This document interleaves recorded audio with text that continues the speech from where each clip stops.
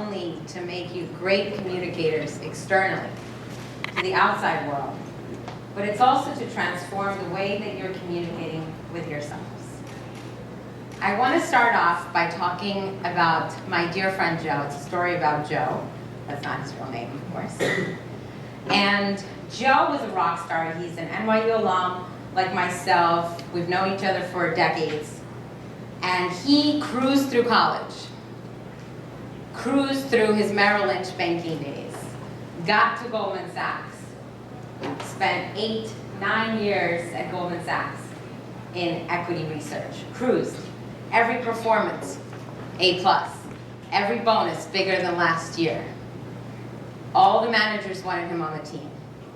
And then he decided, I've mastered the sell side, it's time to go to the buy side. He left investment banking to take the next step to go into portfolio management. Logical step.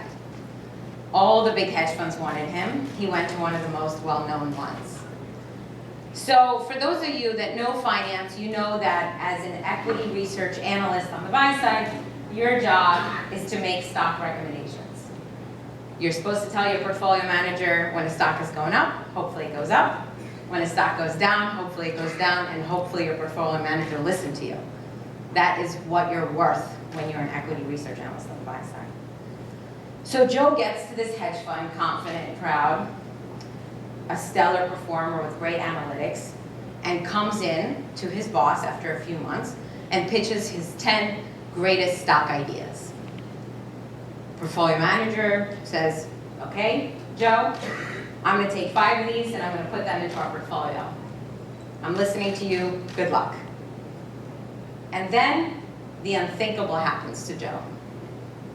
All 5 of his recommendations failed miserably. I get goosebumps thinking about it because he's my dear friend. He was a wreck. Just think about it. Every stock he said was going to go up went down. Every stock he said was going to go down went up. And it wasn't just words anymore. This was real money. This was millions of dollars. So in the beginning of his new role, where he was trying to make a good impression and hopefully get his boss to be his #1 supporter, just like prior bosses, he just lost the boss's confidence. He just lost money for a well-known hedge fund. Now, this is the way Joe told me the story. Turns out, remember, there were 10 recommendations. The other 5, he was bang on. He got them all right. His boss didn't pick those 5. It was his boss's responsibility to pick the right ideas, and his boss picked the wrong ones. Certainly, combined effort of failure, but a combined effort at that. What happens to Joe? Joe goes into his head and gets really dark. He starts to say, did I make the right move moving from the sell side to the buy side? I'm not cut out for this hedge fund game. I can't handle this. I'm a mess. My analytics were all wrong. I can't do this. So he goes into this negativity, but he has to continue to make recommendations, right? He needs to continue to do his job. So he does his analytics. He talks to his CFO connections that he's had for decades on decades. And he continues to come up with ideas. And then he marches in to his boss's office and says, okay, I have an idea for you. But internally, he's questioning everything he's pitching. Internally, his communication is entirely flawed because he doesn't believe what he's saying. Even though the analytics were there, the information from the CFOs is there, he's went to every conference he could go to, he's thinking about the failures from a few months ago. He's thinking about the red numbers on his P&L. And he's eating himself alive. I'm seeing a lot of people nod their heads because we all know that feeling. This feeling is called negative self-talk. So what happens? His boss says, are you confident? Is this going to work? And Joe goes like this. Yeah, I think so. I did my analytics. That's not convincing. That is not the kind of communication that sells. so his boss doesn't take any of his ideas for months on end. And guess what? Joe's recommendations were right on. Almost every single one of them.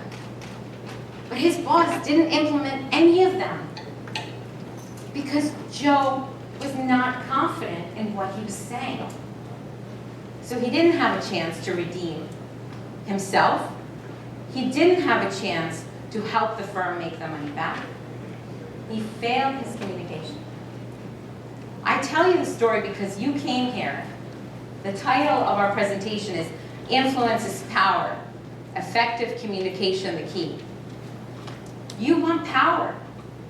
You want people to listen when you're speaking. When you're in a meeting and you speak up, you want everyone in the room to say, that's a great idea. When you go into a client pitch, you want your client to say, absolutely, I'll buy everything you're selling. When you're pitching to a venture capitalist, you want them to say, all my money is going to you. When you're interviewing for a job, you want the person across the table to say, there's nobody else but you that is right for this job, right? That's what you want. And most people, when they think about communication, they think about how are you standing? How is your voice sounding? Most people really focus on what they're saying. And yet, I'm going to argue that the most important thing in effective communication is the way you're communicating with yourself beforehand and during your pitch, during your interview, during your presentation. Okay? So I tell you Joe's story because Joe's story is not just a great story to tell, but a sad story for sure, but he was the inspiration to who I am today. As I said, Joe was kind of the best of our group of friends.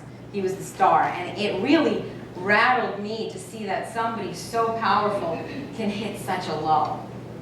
I helped Joe figure things out by finding him an executive coach that he went to start to get the negativity out of his head, to get the confidence back, to strengthen his communication, to work on his risk management. And it transformed his career. He was able to continue to do the work that he's doing. He was able to move into a company that was even better for him, and he's doing quite well right now. And he's much happier in his role. So seeing that transition for Joe, I was inspired. And as a way of background, I am a two-time alum of NYU. I went to undergrad and MBA. And I spent a majority of my corporate career on Wall Street. I worked for Bear Stearns, Lehman Brothers, ABN AMRO, RBS, a lot of the firms, you're not even, a lot of the firms that no longer exist or are about to not exist, unfortunately. That was my career. And I was in sales. I was in front of clients all the time. I was responsible for relationship building and closing deals. But when I saw what Joe went through, and when I saw what this one individual, a third party, that to be frank, knew nothing about Wall Street did for my dear friend Joe, I was hooked. And I left Wall Street, quit my job, and started an executive coaching company. So I gotta walk over here because I don't have a clicker.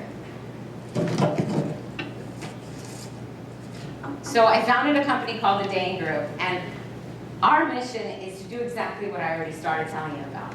It's to take the negative self-talk that every single one of us has, even the best performers, and to reduce it as much as possible. It's to empower our clients to perform at their best.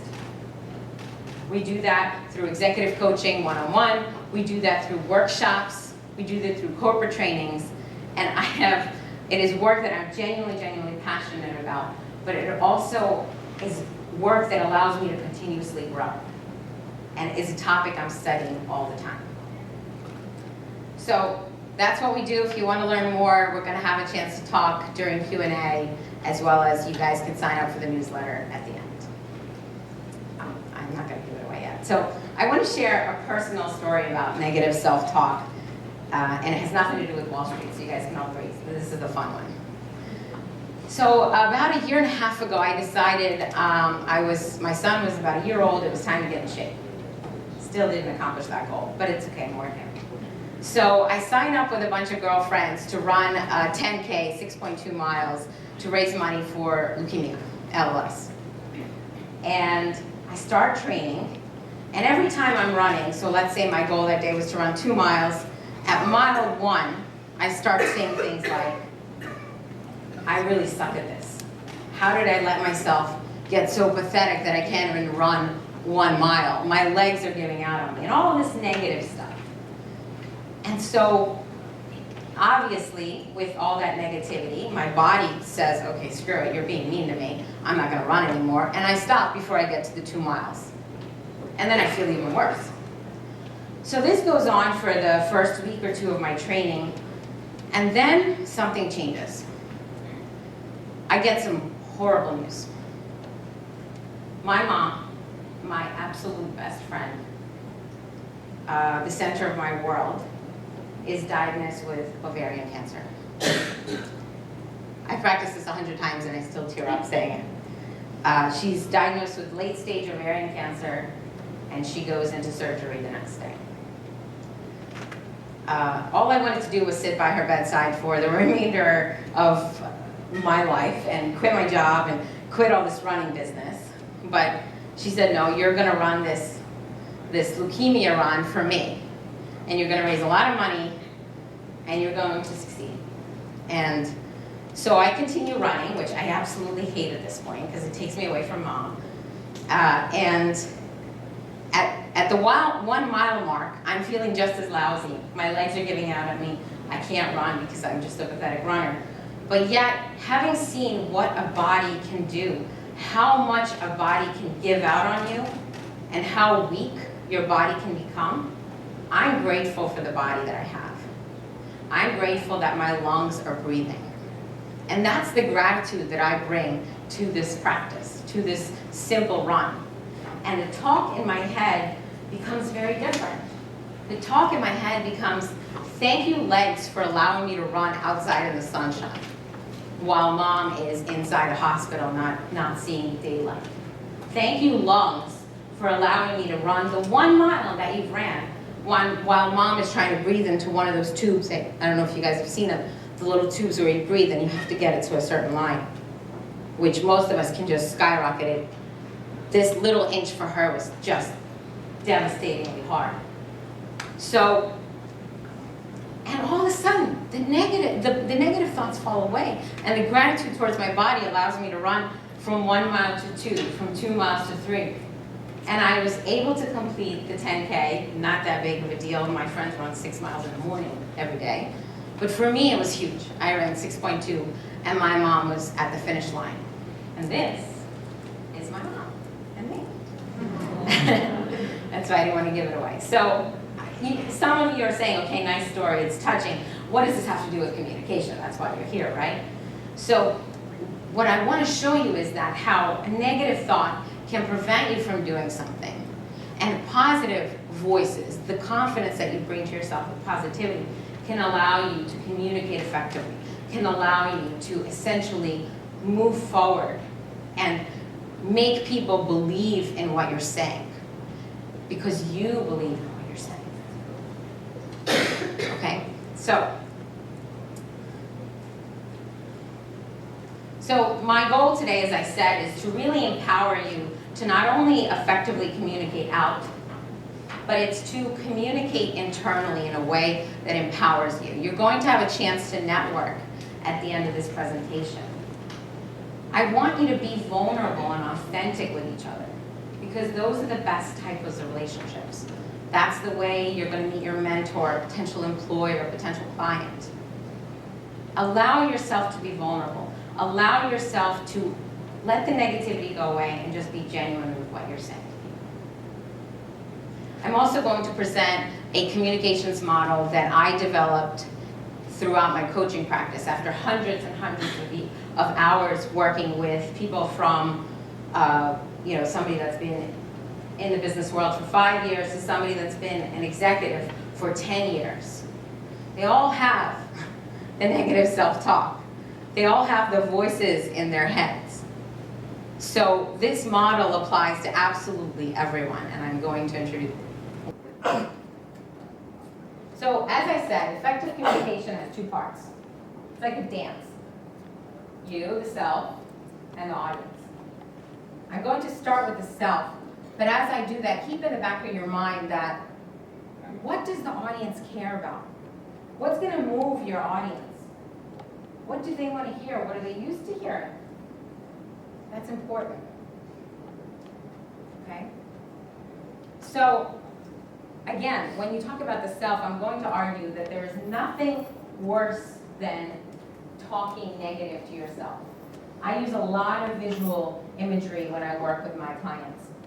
I also apply what I coach to people on myself. And in preparation for this presentation, I made the foolish decision to watch all the TED Talks that I could find, all the Tony Robbinses and the Lisa Knowleses, who are seasoned professional speakers.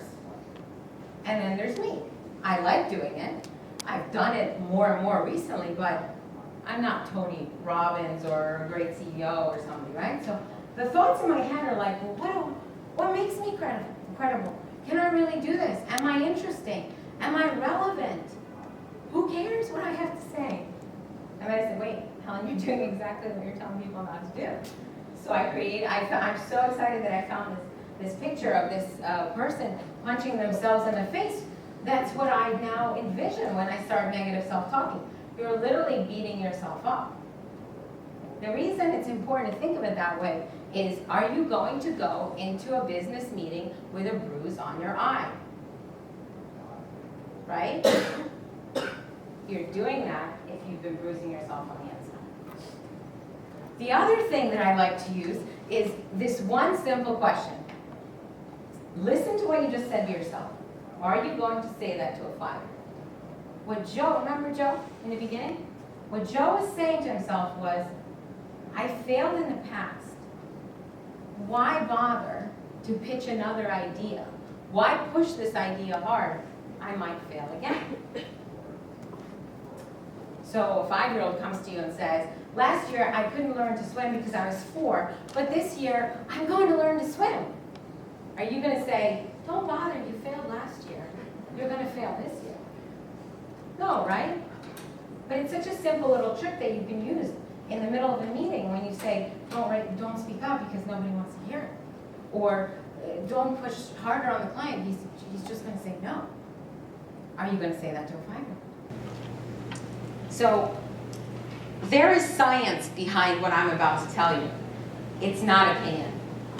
There are 2 additional what I call life hacks that you can use with this negative self-talk bullshit, and that's what I'm calling it. It's bullshit. The first is kind of funky, but we're all talking to ourselves. Let's just agree that we're all talking to ourselves. Yeah, okay. Usually you're talking to yourself with the word I. I can't, I'm going to fail, I'm going to look like a fool, and so on and so forth. Science has shown us that if you change that dialogue from I to your name or the word you, it changes the way you speak to yourself. There's a professor at the University of Michigan named Ethan Kross, and he did this study. He brought participants into a room, split them up into 2 separate groups. Both groups were told that in 5 minutes, you have to present to this other group of people. You have 5 minutes, go and present. Group A was told, inside your internal monologue, make sure you're addressing yourself with I. Inside the monologue of Group B, he said, when you're speaking to yourself, make sure that you use your name or the word you. Then everyone was interviewed and these monologues were taken down. And this is what Group A, remember the I group, this is what their monologue looked like. I have never prepared a speech so quickly. I'm going to fail. I'm going to get laughed at. I'm going to feel like an absolute loser. Group B, the you or name group, sounded like this. Ethan, you have done hundreds of presentations in your career. You can do this. Calm down. You're capable, Ethan, so on and so on. So what this gentleman, Ethan Kross, was able to prove is that scientifically, we are able to create distance just based on a simple linguistic change, okay? So what we are able to do is we are able to have a much more self-regulatory, controlled conversation when we have this distance of, Helen, you've done many presentations before. You can do this. You're interesting, you're relevant, there's something significant that you need to share, right? So that's the negative self-talk, and that is if you just try as you're listening to the voices to say, oh, I just need to change how I'm speaking to myself and use my name, it might work. The other one is practice mindfulness. How many people in the room know what mindful meditation is? Right, please raise your hands high. Thank you. And how many of you practice mindful meditation? Great. Thank you. So this is becoming a practice that's more popular. A lot of CEOs are doing, and it's not just happening in California, it's happening here in New York City too. So I'm not going to stand up here and tell you to do 30 minutes of meditation, okay? I'm not. But I am going to first introduce you to the concept of mindfulness and how you can use it day to day. So mindfulness is the practice of observing just the present in a non-judgmental way. You're not thinking about the past, about Joe's terrible performance, his first months on the job. You're not thinking about the future. You're thinking about the present, and you're not judging the present. You're just being aware of the situation.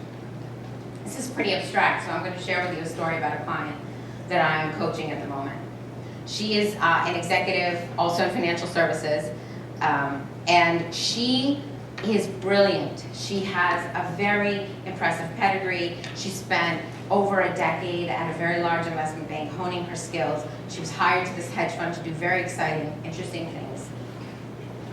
And yet, that is not what she believes.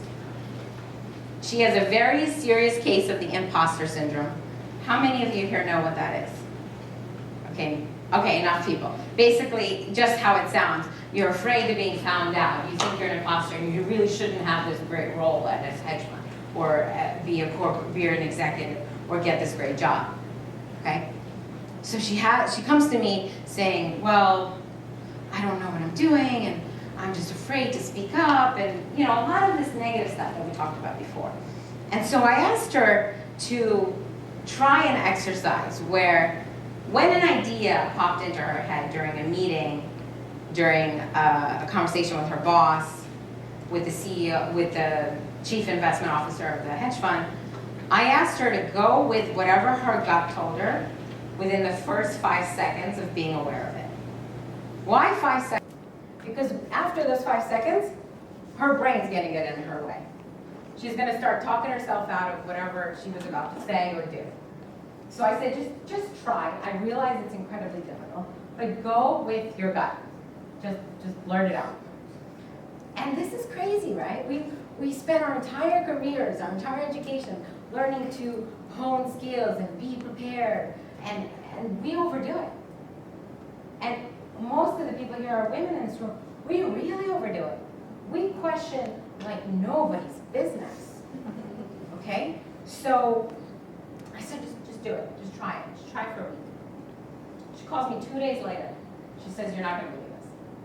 I just landed a huge project directly from the chief marketing officer. Her whole agenda for working with me was to get more client-focused business. And I just increased my salary by $40,000. I said, what? What? She said, well, I went with this whole gut instinct thing, and when my boss started talking abstractly about bonuses, I just told him, I'm underpaid. And he said, okay, well, what are you thinking? He said, I was thinking to give you X. And she says, well, I was thinking you give me this. And they found a middle ground, which happened to be 40 grand. And she got that 40 grand. I promise you that if she was prepping for that conversation, she either would have never done it or she would have been shaking in her pants going into it and it wouldn't have been very convincing. She just let the gut go. And most of us are professional enough and have enough experience to trust that gut once in a while. So believe it or not, that crazy, very aggressive, I think I need more money, is mindfulness. Because she was aware of what she was experiencing in the moment. She saw that there was a moment. She didn't judge it. She didn't worry about the past of asking for a raise before or what the future holds. She just said it. Okay, so she was being mindful. So try that. Maybe try the 5-second gut rule. I do it all the time. It's actually caused me to have major ADD because now, at the minute I have an idea to email someone, I email it, and I was working on this presentation, right? It's just, now I need to set some boundaries and have a little bit less ADD. But it is powerful.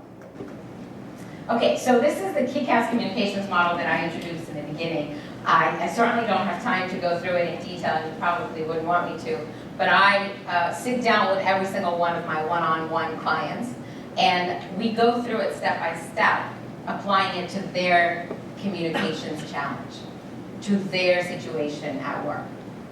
So the first one, even though we've been talking about the self the entire time, notice that the very first step is about the external. Do you know your audience? What do they care about? What matters to them? What kind of messaging are they used to hearing? Do you want to disrupt their thoughts, or do you want to tell them what they want to hear? All depends on the situation, right? So you have to know your audience. The next three, the ick, is all about this negative self-talk that we've been talking about, right? Increase your confidence. I already gave you a bunch of tools of how to do that. There are a million others. I'm not going to belabor this one. Commit to your message. This is where Joe failed. Joe did his analysis on the new stock ideas. He talked to the CFOs. He talked to his connections. He had the idea. He believed in the idea. And then he went into his boss's office. And his boss looked at him and said, "Is this going to work?" And Joe started to backtrack. Joe started to question his own message. He didn't have the conviction. He didn't have the commitment. So he wasn't able to influence anyone. When you're not able to influence anyone, you're not able to be powerful. This is why we're here today, right? So the last part of KICK is know your value. It seems like kind of an obvious one, but most of us going into a communication do not think about what are we actually bringing to the table. What is our value? We think about what we're going to say, we think about maybe how we're going to say it, all the problems and negative things that somebody might say back to us. Do we really know what value we bring? We're done with the kick, we're focused on the ask. And the ask is a lot more external. So I'm going to argue that the more you ask questions and the less you talk, the better you are in most communication. People love to hear themselves talk. People feel important, people feel heard, people feel in control. The benefit asking a lot of questions is that you get a lot of information. It's not just any questions. A lot of high-powered men or women will ask yes or no questions, which doesn't give you any information, and it doesn't make your audience feel heard. So you want to ask what and how questions. What is your mission here? How can I help you accomplish what you're trying to do here, boss? What matters to you? What is holding you back from closing the deal with us, client? Right? The next one is state your value. A lot of clients come to me and they say, I'm not going to tell my boss what I did this year because he knows, he or she knows. She sits across the hall from me. She knows I did these and these projects. She's focused on her stuff. She's focused on other people that work for her, clients that she's dealing with, what her boss thinks of her. She's not going to remember every good thing that you did. You need to bring that. You need to remind your clients why they're talking to you. You need to remind them what your value proposition is. So do not ignore that. Yes, you know it. Yes, you boosted your confidence. Yes, you're committed to your message. Share the value. And the very last one is state your request clearly. The type of communication that we're talking about here isn't just chit-chat. You're looking for results. If you're networking, you want to build a relationship. Maybe you want to have another meeting. Maybe you want to get a referral. If you're meeting with a client, you want their business. If you're meeting with your boss, you want him to take your idea.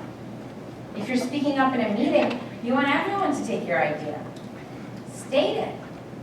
Actually say, I want you to implement my idea. Just that little thing gets results a lot more.